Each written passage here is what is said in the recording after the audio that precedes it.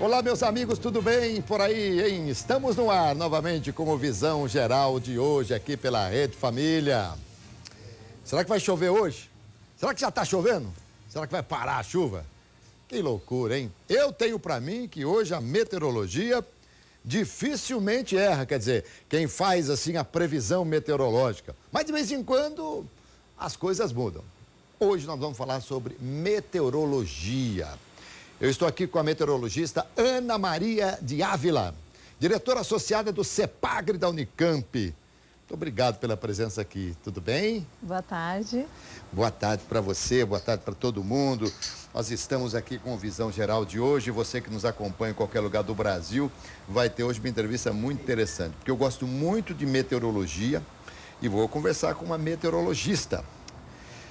Querida Ana Ávila, podemos assim chamar, mais fácil. Sim. Aliás, seu nome tem aqui, ele é polonês, né? Tem a Ana Maria Rauminski de Ávila, é isso mesmo? Exato. Acertei? Acertou. Muito bem, não é muito fácil não. É. Ana Ávila, você sabe que eu fiz o curso de piloto e na primeira vez, no primeiro exame eu não passei em meteorologia, fiquei para prestar novamente o exame. Não é uma matéria muito fácil não, né? Não é. Inclusive, na graduação, nós temos, normalmente são 2 entradas no ano, né? Uma no começo, outra no meio do ano. E de 20 alunos, ou seja, 40 alunos, normalmente formam-se 4, 5 alunos. No final do curso, temos em média 4 a 5 alunos. Muitos desistem, porque a base da meteorologia é a física e a matemática. Então, não é um curso muito fácil. E também tem a nomenclatura é meio complicado também, né? Tem muita coisa assim, sobretudo o conjunto de nuvens. Os nomes são diferentes de você guardar e também cada um tem a sua sigla. Quer dizer, meteorologia não é uma matéria fácil. Acho que ao lado da navegação deve ser uma das matérias que mais reprovam os alunos de piloto, assim, na primeira vez. Mas isso é bom, sabe por quê, Ana? Porque obriga o cara a estudar de novo, para poder se familiarizar, não é verdade? É. Até porque, se existe uma coisa muito perigosa na aviação, é a meteorologia. A gente tem que estar muito atento, porque o mau tempo realmente é algo muito sério que complica demais. Mas vamos lá.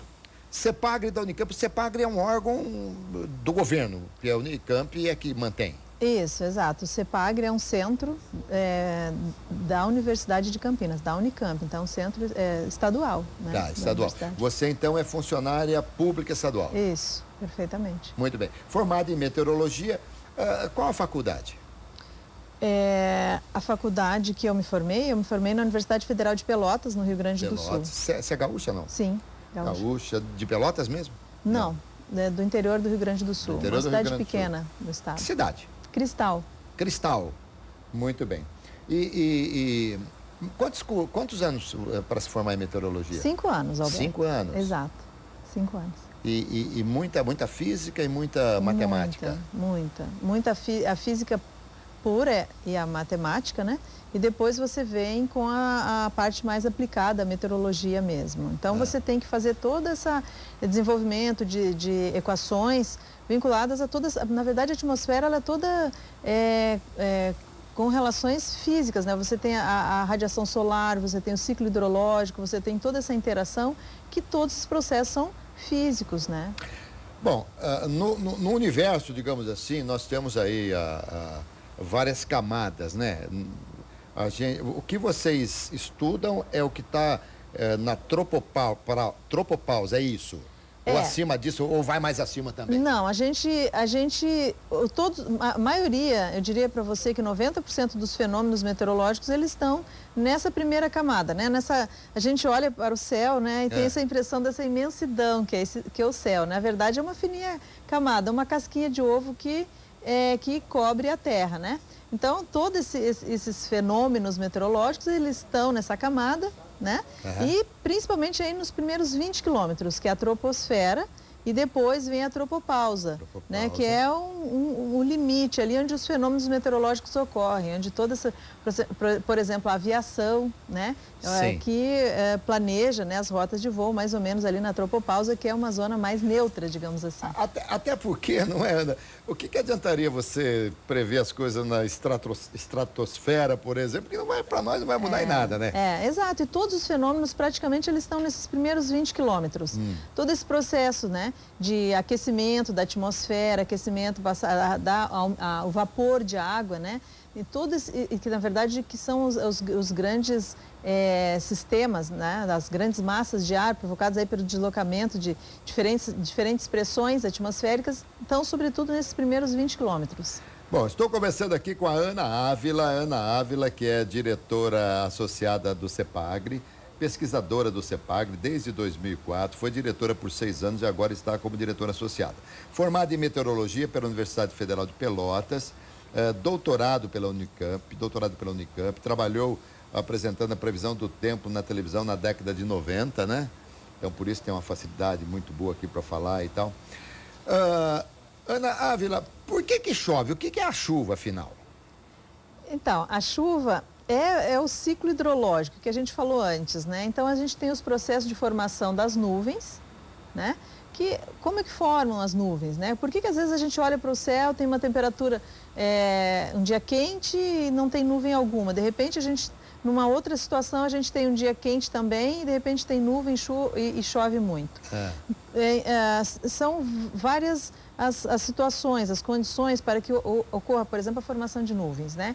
Então, uma delas é que a atmosfera esteja propícia à formação de nuvens. Então, por exemplo, se eu tenho um movimento das massas de ar descendentes, ou seja, da atmosfera para a superfície, nós não temos a formação de nuvens.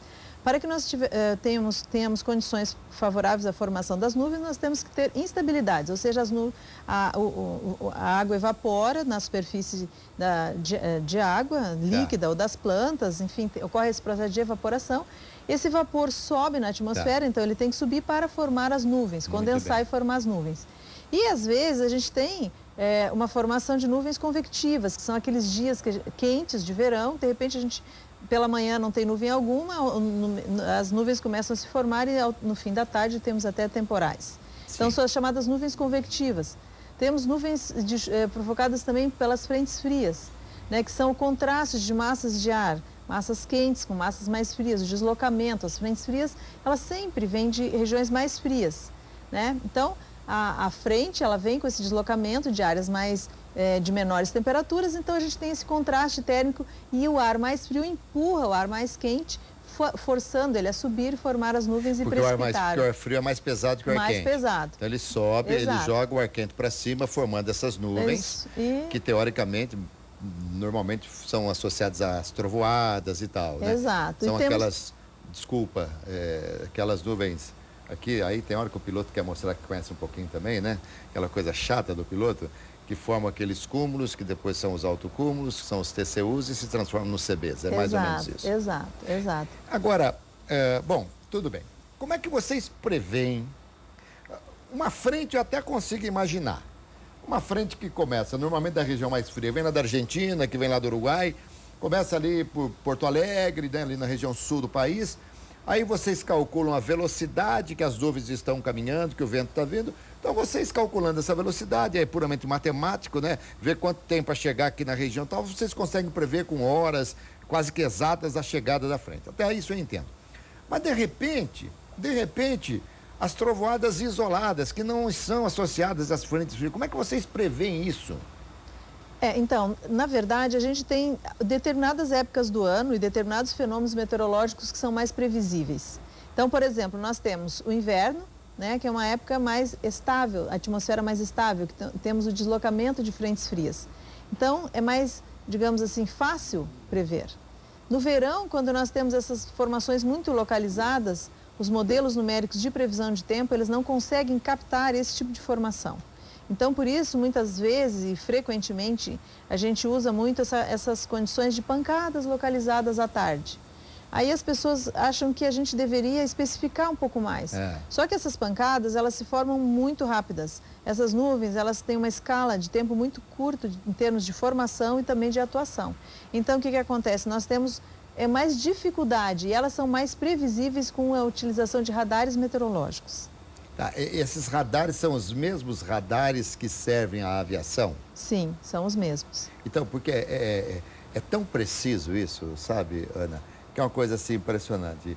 Existe um órgão, que é a meteorologia em Guarulhos, que quando você vai, quem é o piloto mais assim, da aviação menor, você vai fazer um voo, você liga para lá, eles te informam a condição de onde você vai voar, eles perguntam em que nível você vai voar e eles te dão a velocidade e a direção do vento para 2 dias à frente. É uma coisa assim impressionante. Nós estamos muito avançados nesse aspecto, né? Estamos. Conversando aqui com a Ana Ávila, que é diretora associada do CEPAGRE da Unicamp, falando sobre meteorologia. Nós vamos falar muito aí sobre temporais, como prever, se tem como a gente evitar, pelo menos, danos muito maiores, com uma previsão muito mais antecipada.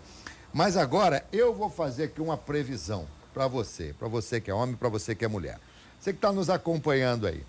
Se você passar um produto no rosto, eu prevejo que em menos de 2 minutos você fica 10 anos mais jovem. A previsão é minha, mas a explicação é da Gisele, né, Gisele? É isso mesmo, Alberto. Boa tarde. É o revolucionário Tenless. Ele funciona como um botox natural, só que com uma grande diferença. Sem agulhas, sem dores e com um preço maravilhoso. Ele age de dentro para fora de sua pele e ele é o mais recente tecnologia anti-envelhecimento do mundo. Nós temos aqui algumas imagens que comprovam a eficiência desse produto.